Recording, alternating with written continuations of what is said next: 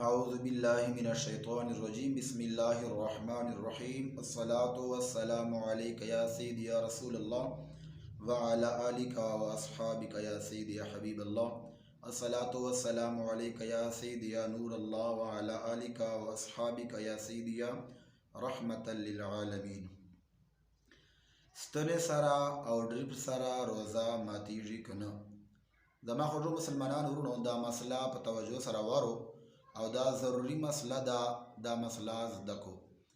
بعضې کسان وایي چې ستنې سره او ډریپ سره روزه نه ماتیږي او په دې باندې ډېر زور لګولی ده، حالانکه حقیقت دا ده چې ستنې سره او ډریپ سره روزه ماتیږي.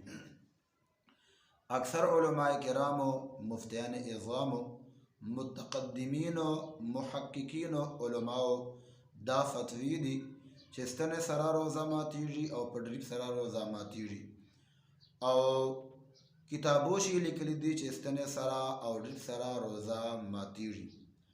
نو زما عزتمند مسلمانانو ورونو، د موږ علاقې مشهور عالم دین چې اوس وفات ته، حضرت علامه مولانا بشیر احمد جمالی صاحب رحمت الله تعالی علیه او د دو والد صاحب رحمت الله تعالی علیه په دې باندې فتوی لیکلي دي، ما سره موجود دي.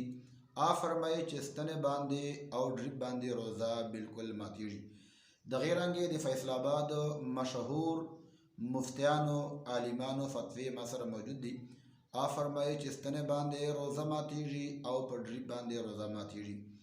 دغې رنګې پېښور چې یو لوی عالم دین مفتی چې پورا علاقې چې په پورا پاکستان چې نام وو، په پیر محمد چشتی صاحب باندې مشهور وو رحمت الله تعالی علیه، هغه یوه رساله لیکلې ده. فرمایي چې ستنې باندې او په ډریپ باندې داسې روزه ماتیږي لکه څرنګه چې په خوراک شاک باندې روزه ماتیږي. په هغې رسالې چې مکمل تحقیق ده. نو زما خو مسلمانانو ورونو، دې مسلې نه جان خبر کو او ستنې لګولو نه جان بچ کو.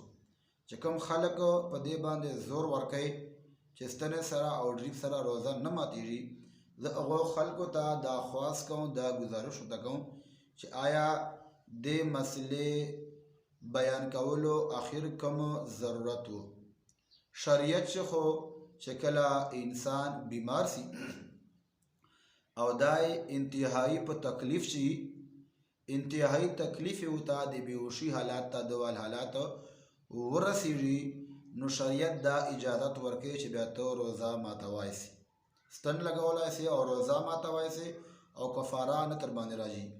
نو زما عزتمند مسلمانانو ورونو، موږ خلک هسې بهانې غواړي، هسې معمولي لار غواړي، او که چیرې دا اعلان موږ ورته وکړه چې ستنې سره او ډریپ سره روزه نه ماتیږي، نو چا چې معمولي په سر چې درد دي آب ستن لګئ، چې معمولي تکلیف یو ته آب ډریپ لګئ. ولې بهانه بدایي وی علما فرمایي چې ستنې سره روزه نه ماتیږي. اگر چې په دې شي اختلاف شته، خو چې کوم شي چې اختلاف رایسي، د حضور نبی کریم علیه الصلاة والسلام حدیث مبارک خلاصه دا ده چې کوم دوو شیانو چې اختلاف رایسي د حلالو حرامو په منځ چې بیا چې کوم ده ته ترجیح هغه حرامو ته ورکړه، یعنې پرېږده، ځکه چې شک شبهې نه ځان وباسه. اوس اکثرو متقدمینو په دې باندې فتوا ده چې ستنې سره روزه ماتیږي او ډریپ سره روزه ماتیږي، او داسې ورسره ماتیږي لکه څرنګه چې خوراک شاک سره ماتیږي. اگر چې بعضې کسان دی وایي، نو بیا چونکې اختلاف رالی، نو چې اختلاف رالی، اختلاف نه جان بچ کول پکار دي، او د ستنو نه ډریپانو نه جان بچ کول پکار دي. دې سره بالکل روزه ماتیږي. الله کریم دې موږ ته دین اسلام زده کولو توفیق نصیب کړي. وآخر دعوایا ان الحمد لله رب العالمین.